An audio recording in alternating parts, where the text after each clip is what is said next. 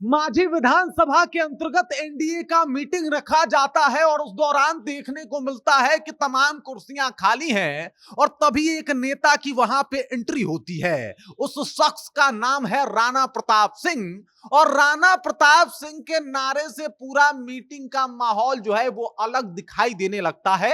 हजारों कार्यकर्ताओं के साथ राणा प्रताप का काफिला वहां पे पहुंचता है और फिर एनडीए वालों को भी पता लग जाता है कि भाई साहब कोई दमदार नेता यहां पे पहुंचा है। दरअसल राणा प्रताप सिंह को इस बार मांझी किसी तरीके से चाहता है कि भाई यही यहां से जो है वो एनडीए के उम्मीदवार हों और इसको लेके तमाम तरीके से महिलाएं पूजा पाठ करा रही हैं। तो यूथ जो है वो कैमरे के सामने आके कह रहा है कि राणा प्रताप ही आएंगे तो मांझी बदला जा सकता है। अब पूरी कहानी क्या है, किस तरीके से राणा प्रताप को लेके एक तरफा एक माहौल बना हुआ है मांझी में, उसके बारे में भी हम आपको बताएंगे और बताएंगे कि मांझी में आखिरकार राणा का इतना इंपैक्ट क्यों है। लेकिन उससे पहले मेरा परिचय जान लीजिए। मेरा नाम है रजत और आप जनता जंक्शन देख रहे हैं। आप सबसे पहले इन तस्वीरों को देख के अंदाजा लगा सकते हैं कि आखिरकार राणा प्रताप ही क्यों, यूथ उनके लिए पागल क्यों है।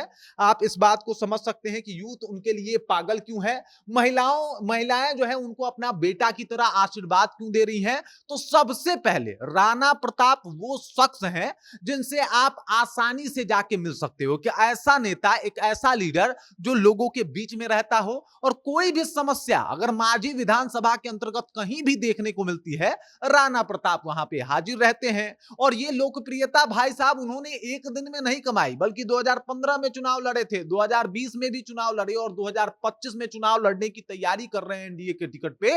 लेकिन माहौल ऐसा है कि भाई साहब राणा प्रताप ही आने चाहिए। इसके पीछे उनकी मेहनत, इसके पीछे जिस तरीके से वो लगातार मांझी विजिट करते रहे हैं, ये कारण एक बड़ा मुद्दा बनता हुआ दिखाई दे रहा है। राणा प्रताप की अगर बात की जाए, मैं आपको बता दूं, देख लीजिए इतना इजी एक्सेस किसी और नेता का आप बताइए मांझी में इस तरीके से नहीं होता है। सब लोग जो है, कुछ लोग चुनाव जीत के जो है वो एकदम से भूल जाते हैं मांझी को, कोई दिखाई नहीं देता।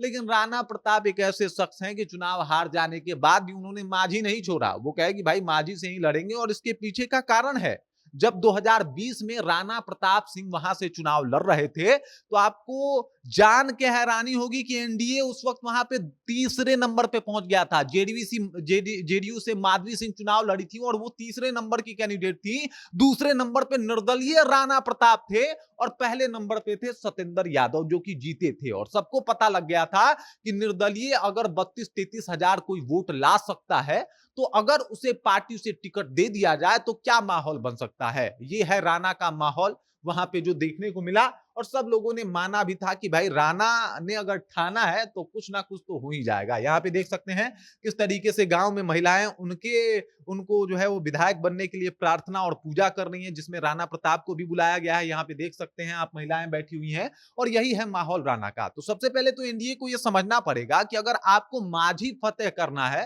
तो राणा प्रताप छोड़ के आपके पास कोई दूसरा विकल्प नहीं बचता है। क्योंकि राणा प्रताप जिस तरीके से काम करते आए हैं, राणा प्रताप जिस तरीके से मांझी में दिखे हैं, उसी का इंपैक्ट हमेशा राणा प्रताप के तौर पे देखा जाता है मांझी में। मतलब आप देख लीजिए, जहां अगर वो खड़े हो जाएं हजारों की भीड़ खड़ी हो जाती है। छोटे से छोटे अगर जगह पे जाना हो, राणा वहां उपस्थित होते हैं। और यही नहीं, वो लगातार मेहनत किए हैं। चाहे कोरोना काल की बात की जाए तो लोगों को राशन बांटना हो या फिर कोरोना के बाद किसी के यहाँ कोई आफत, कोई समस्या आ जाए तो वो भी राणा को ही याद करता है। मतलब वहां के जीते विधायक की जितनी पूछ नहीं होती, उससे ज्यादा राणा की पूछ होती है। और ये सारी बातें बताती है कि भाई साहब राणा ने जो हासिल किया है उसके बदौलत अगर मांझी जीतना है, आपको मांझी में अगर आपको एनडीए को जीतना है तो उसके लिए राणा छोड़ के कोई दूसरा ऑप्शन नहीं दिखाई देता। अब समझिए कि अगर निर्दलीय ये मतलब 32-33 हजार वोट लाते हैं, माधवी सिंह का उससे कम वोट आता है,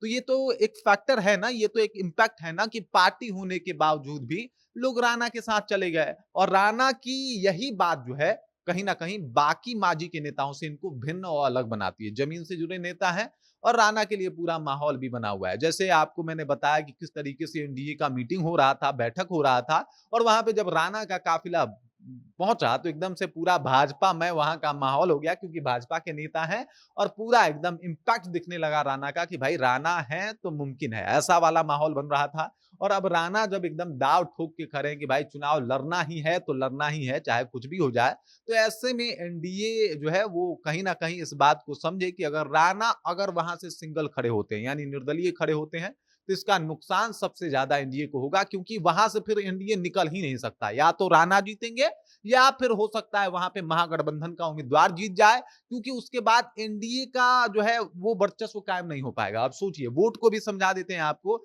आपको बता दूं कि राणा प्रताप जो है वो राजपूत समुदाय से आते हैं, लेकिन सिर्फ राजपूत ही नहीं बल्कि यूथ में इनका बहुत ज्यादा क्रेज है और युवा इनको अपना नेता मानते हैं। इसी का इम्पैक्ट हर जगह आप देख सकते हैं। राणा अगर कहीं जाते हैं तो जिस तरीके से उनके साथ भौकाल और माहौल दिखता है, ये युवाओं का प्रेम उन्होंने एक दिन में नहीं बल्कि लगातार 15 सालों का तपस्या है जो राणा के साथ दिखाई देता है। तो ऐसे में एक राणा बड़ा फैक्टर बनते हुए दिखाई दे रहे हैं कि अगर भाई माझी जीतना है तो एनडीए को समझना पड़ेगा कि राणा छोड़ के कोई और ऑप्शन नहीं है। बाकी इस खबर, इस जानकारी को लेकर आप क्या सोचते हैं, आपके जहन में क्या कुछ चल रहा है, कृपया कमेंट कीजिए और अपना विचार हम तक पहुंचा दीजिए। बाकी आप देख रहे हैं जनता जंक्शन और मेरा नाम रजत है।